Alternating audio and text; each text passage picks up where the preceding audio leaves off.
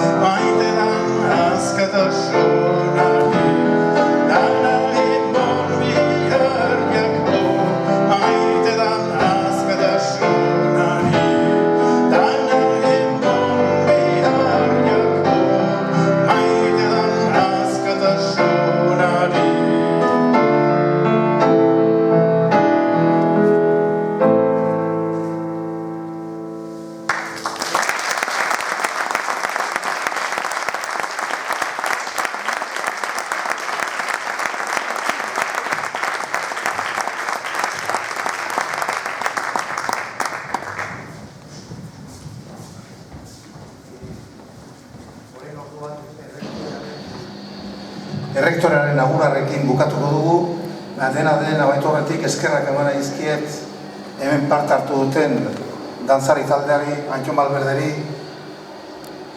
Gregorio Monreal, Pedro Miguel Etxenike, Carmen Codoñer, Ibon Sarasolari eta etorri zareten guztioi.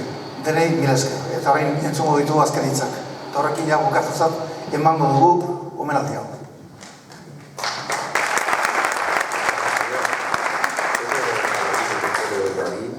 Eskerrak eman nahi dizkio, ekitaldi hau antolatzen eta diseinatzen egin duen guztiagaitik.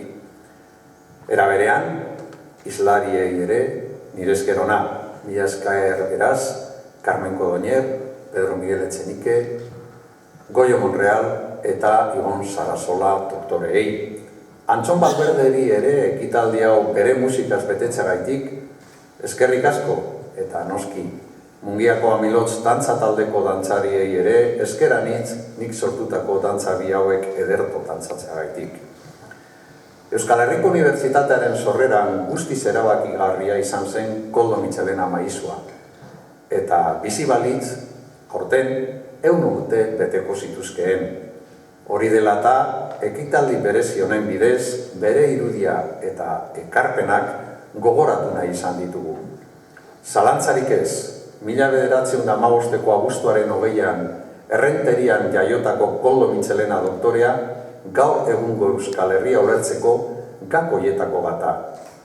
Askotan galdetzen dio nire buruari zelako izango litzateke Euskadi Mitxelenaren ekarpenik gabe. Agian, gaur ez litzateke hemen egongo EHUko errektorea zuen aurrean hitz egiten. Edo, are gehiago, behar bada gaztelaniaz hitz egiten egongo litzateke, euskarak ez lukelako unibertsitate maila izango.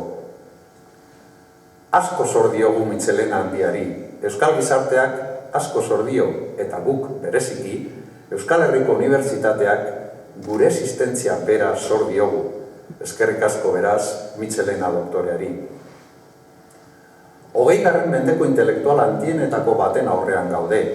Hizkuntzalaritzan, euskararen historian eta geografian, fonetika historikoan, dialektologian, lexikografian, literatur kritikan, kazetaritzan edo euskara batuaren sorreran egindako ekarpenek gure gaurko egunerako bizia isla dute eta etorkizunean ere izango dute. Koldo Mitxelena bere garaian eta gurean, euskarak zituen zailtasunez jabetzeaz gainera, ezin argiago azaldu zuen zer baldintza bete beharko ziren haren etorkizuna bermatzeko. Komunikazio funtzioa, hizkuntza bat, gurea naiz inorena, gizarteko mintzagidea eta adierazpidea baino ez da. Bitartekoa da hizkuntza, ez ontzia, zioen Mitxelenak. Batasunaren beharra, batasunik gabe ez dugula bier edo etzi euskerarik izango. Batasuna ez da nahikoa, baina bai premiazkoa eta ezin bestekoa, zioen gure iketxarleak. Edo gizarte erabilearen garrantzia adierazpen politikoen gainetik, Mitxelenaren hitzetan, ezin fida daiteke dekretuaren ondorio miresgarrietan, ez da ofizialkidetasun naiz ofizialtasuneko aitorpenetan ere. Gure herriak herri artean bere tokia behar duen bezala, hizkuntzak ere berea aurkitu behar du hizkuntza artean. Mitxelenaren kezka hori zen, gure hizkuntzak bere tokia aurkitu behar zuen munduko hizkuntzen artean, eta horretarako bidea erakutsi zigun. Gutako bakoitza kontziente izan dadila amets baten oinordeko garela eta gure esku dagoela UPV-HUn hainbeste izerdirekin sartu zen euskerak gurean erabileraren poderioz ikasgeletan eta ikerketa taldeetan aurkitu duen legez, eguneroko bizian bere tokia aurkitzea Mitxelena doktoreak proposatu zuen bezala. Bestalde, badago bestalderdi bat ere zuen aurrean aipatu nahi dudana.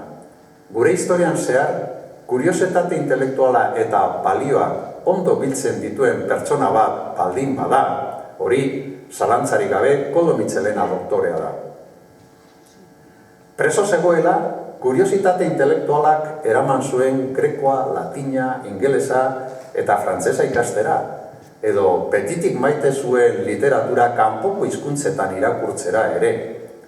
Kartzelako garaietan, beraganan eragin handia izan zuten intelektualak ezagutu zituen ere. Francisco Jordá Cerdá prehistoriadorea eta Ramon Piñeiro kaiakista. Kuriositate intelektuala da ikertzailea bihurtu zuena, eta fonetika historika baska doktore tesia egitera bultzatu zuena besteak beste. Balioen artean, une latzetan zein gozoetan, Baskoinarekiko konpromisoa, bere zabaltasuna eta jokamolde etikoa goraipatuko nituzke. Horretaz gain, zientzia gizona zen. Metodologia zientifikoan sinesten zuen, eta olakoetan behar den kritika zorrotza eta adimentzua erabiltzen baizu geneukan Mitxelena doktorea. Nazioartean errekonozimendua lortu zuen ikertzailea, hizkuntzalaria, filologoa eta euskera batuaren sortzailea izan zen, naiz eta bide horretan bere hurbilekoen kritika gogorrak jasan behar izan. Gaur egun, diru errezaren lagunek ziurazki ez lukete ulertuko nola, Salamankan bizia bengoz bideratuta zeukanean, utzi egin zuen eta eskuzabaltasun osoz Euskal Herriko Unibertsitatearen sorrera bultzatzeko etorri zen Gasteizera.